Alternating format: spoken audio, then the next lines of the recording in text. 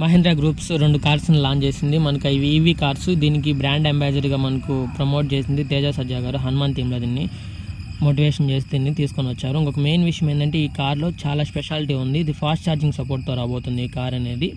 మనకు ఈ EV car ఇది ఒక మోడల్ వచ్చి XEV 9E1 BE1 ఈ 6తో రాబోతుంది. 2 మోడల్స్ ఇవి. ఈ ఫిగర్స్ అనేవి ఒకటి 18 లక్షలు ఉంది, ఒకటి 21 lakh ఉంది. మన మెయిన్ విషయం ఏంటంటే ఇక్కడ ఈవీ కార్స్ చాలా ఎలక్ట్రిక్ స్కూటర్స్ కానీ ఇవన్నీ బర్న్ అవుతూ ఉన్నాయి. దీన్ని ఎలా తీసుకొని వస్తారో చూడాలి. ఇది మెయిన్ చూడడానికి లైట్గా డిజైన్ కూడా మనకు టెస్లా కార్ ఉన్నట్టుంది, చూడడానికి కొంచెం మాడిఫై చేసినట్టుంది. ఒక మేజర్ విషయానికి వస్తే దీంట్లో ఉండేది ఇది 500 కిలోమీటర్లు ఉంటుంది రేంజ్. ఒక్కసారి ఛార్జ్ పెడితే మనకు స్పీడ్ కూడా హై స్పీడ్ ఉంటుంది. డిస్ప్లే సైజ్ కూడా మనకు 12 పాయింట్ ఉంటుంది. ఇంకొక మెయిన్ 7 ఎయిర్ బ్యాగ్స్ ఉంటాయి. దీనికి 16 స్పీకర్స్ ఉంటాయి. ఇప్పుడు వచ్చి చాలా కార్స్కి మనం చూస్తూ ఉన్నాం 5 hours మనకు 1 day కూడా పట్టేవి ఉన్నాయి. కాకపోతే ఇది ఫాస్ట్ ఛార్జింగ్తో వస్తుంది. 20 minutesలో మనకు 20 నుంచి 80% అంటే చాలా బెనిఫిట్. ఇది 20 kilometers వరకు స్పీడ్ అందుకోగలుగుతుంది. టాప్ స్పీడ్లో ఇది 75 వరకు వెళ్ళొచ్చు. ఒక మెయిన్ విషయం ఏంటంటే ట్రావెలింగ్ బాగా యూజ్ అవుతుంది మామయ్య కారు. ఎక్కువగా హీట్ బర్న్ అయిందంటే బ్యాటరీ పేలే అవకాశం కూడా ఉంది. దీన్ని ఒక 6 months కానీ 1 year కానీ ట్రయల్లోకి వచ్చి దీని రివ్యూస్ బాగుంటే ఎవరైనా తీసుకోవాలంటే తీసుకోండి, సజెషన్ చేయండి. చాలా కంఫర్టబుల్ అండ్ లగ్జరీ కార్ ఇది. ఆ బడ్జెట్లో అది మంచి ప్రీమియం కారే అవుతుంది. 21 lakhs అంటే మనకి ఇప్పుడు మళ్ళీ పెట్రోల్ కార్స్ కానీ డీజిల్ కార్స్ తీసుకుంటే అది సఫిషియెంట్గా ఎక్కువ పడుతుంది. ఇదైతే యూనిట్స్లో ఉంటుంది మనకి కరెంట్ బిల్ రేషియోలో. తీసుకోవాలనుకుంటే చాలా బెనిఫిట్ కార్ ఇది. మహీంద్రా వాళ్ళు కూడా మంచిగా ప్రమోట్ చేస్తూ ఉంటారు, చాలా విషయాలను వాళ్ళు చూస్తూ ఉంటారు. పాన్ కార్డ్స్ని ఈజీగా ట్రాక్ చేయడానికి మరియు వాటిని స్కాన్ చేయడానికి QR కోడ్స్ని అన్నింటిలో ఇంప్లిమెంట్ చేయడానికి ట్రై చేస్తున్నట్టు చెప్తూ ఉన్నారు. ఆల్రెడీ పాత కార్డ్స్కి అయితే వాటికి లేవు. వ్యవసాయంలో ఎవరైతే పన్ను తీసుకొని ఉంటారో వాళ్ళకి దగ్గర మనకు 1445 కోట్ల మందికి పాన్ కార్డ్స్ యూజ్ చేస్తున్నారు. ఇది 0.2 అనే మిషన్ వీళ్ళ ప్రాజెక్ట్లో చేయబోతున్నారు. దీని ద్వారా ఎవరైతే ఉన్నారో వీళ్ళని ఈజీ వేలో వీళ్ళని స్కాన్ చేసి తీసుకోవచ్చు. అందరికీ టైప్ చేయడం కూడా అంటే టైం అనేది సేవ్ అవుతుంది.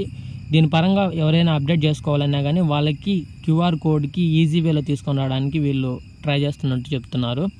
ఇది సఫిషియెంట్గా అఫీషియల్ న్యూస్, ఎందుకంటే మోడీ గారు లీగల్గా పెట్టిన న్యూస్ ఇది.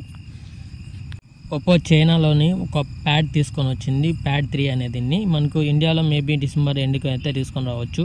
చూడాలి ఇది ఎంతవరకు అంటే మేజీ ఇది అంత మనకి ఇండియన్ ప్రైజ్లో కన్వర్ట్ చేస్తే 25,000 ఉంది. అంత వర్తబుల్ అంటే కాదు, ఒక 20,000కి అయితే తీసుకోవచ్చు దీన్ని. చూడాలి. మేజర్గా దీంట్లో అయితే నార్మల్ స్పెసిఫికేషన్స్ ఉన్నాయి. దీనికి చూడడానికి మనకు ఎడిటింగ్కి అయితే పనికిరాదు. ఇది ఏదైనా ఫొటోస్ కానీ వీడియోస్ కానీ ఎవరికైనా ఆన్లైన్ క్లాసెస్ కానీ తీసుకునేదానికైతే ఇది బెనిఫిట్ బాగుంటుంది చూడడానికి కూడా. ఒప్పో రెనో 13 కూడా లాంచ్ అయింది భయ్య. ఇది చూద్దాం, గ్లోబల్గా వచ్చింది. కాకపోతే దానికి సేమ్ స్పెసిఫికేషన్స్ కొన్ని మారుతాయి. మనకు ప్రాసెసర్ విషయంలో కాకపోయినా మనకు కెమెరాస్ కానీ వోల్టేజెస్ కానీ కొంచెం అటు ఇటు మారుతాయి, అంతకుమించి ఏమి ఉండదు. ప్రైజింగ్ కూడా కొంచెం వేరియంట్లో ఉంటుంది. కొన్ని ఫీచర్స్ ఎక్స్ట్రా వస్తాయి, ఎందుకంటే ఆల్రెడీ దీని వీడియోస్ చాలా యూట్యూబర్స్ పెట్టేస్తున్నారు, అందుకని నేను దాని గురించి ఎక్కువ మాట్లాడడం లేదు. ఇప్పుడు ఏదైతే Spotify ఉందో మనకు MOD లేదా APK ఫైల్ వస్తుంది. దీన్ని ఇన్స్టాల్ చేసుకోవచ్చు పక్క దాంట్లోకి. దీన్ని తీసేసి ప్రైవేట్ కర్నా చేసినట్టు చెప్తూ ఉన్నారు. ఎందుకంటే దీన్ని 45 కొంతమంది హ్యాక్డ్ వర్షన్స్ అంట, ఇది లీగల్ వర్షన్స్ అంట ఏవో వాడేది. దీన్ని వాళ్ళు యూజింగ్గా వాడుకుంటున్నారు. దీనికి వల్ల దానికి ఏంటంటే బడ్జెట్ విషయంలో కానీ దానికి వచ్చే రెవెన్యూ విషయంలో తగ్గిపోవడం వల్ల వాళ్ళు డిసిషన్ తీసుకున్నట్టు చెప్తున్నారు. కాకపోతే ఇది చాలా యాడ్స్ని చేస్తూ ఉంది. అప్పుడు ప్రసాద్ గారు కూడా కొలాబరేట్ అయ్యారు దీంట్లో ఒక థీమ్ చేయడానికి. చూడాలి ఎంతవరకు దీన్ని సక్సెస్ అవుతుందో, లేకపోతే చాలా కాంపిటేటివ్ ఉన్నాయి కాబట్టి సర్వ్ అవ్వాలంటే కొత్త ప్లాన్స్ వేసుకోవాలి ఏదైనా కానీ. ఒకసారి ఇమేజ్ని చూడండి. అక్కడైతే కలర్ డ్రాత్ ఫుల్ కలర్స్ ఉందో అక్కడ మొత్తం 5G రన్ అవుతుంది. ఇది వరల్డ్ వైడ్ 5G మ్యాప్. ఇది అక్కడ ఫుల్లీ 5Gలో ఉంది. మనకి అక్కడైతే వైట్ కలర్లో ఉందో అక్కడ కొంతవరకే ఉంది. ఇక్కడ ఫుల్లీ కలర్లో ఉండేది మాత్రం మొత్తం అది 5Gలో ఉన్నట్టు.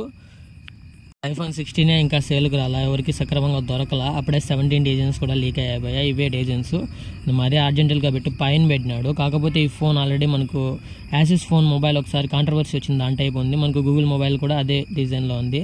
పాత డిజైన్స్ మార్చారు. ఇంకా సెన్సర్స్ కూడా ఇంప్రూవ్ చేస్తారంటే కొత్తగా ఏదైతే టెక్నాలజీ ఉందో దాన్ని ఇంప్లిమెంట్ చేస్తారని చెప్తున్నారు. ఇది ఎంతవరకు సక్సెస్ అవుతుందో చూడాలి. కాకపోతే యాపిల్ కంటే బ్రాండ్ మార్క్ ఉంది కాబట్టి కంపల్సరీ కొట్టుకెళ్ళిపోద్ది. చైనా, జపాన్, టర్కీ మరియు బంగ్లాదేశ్ ఏవైతే ఉన్నాయో వీటి నుంచి వచ్చిన ఫుడ్ ఏదైతే ఉందో ఇండియాకి ఇవి టెస్టులు పాస్ అవ్వలేదు ఫుడ్ FSCCలో.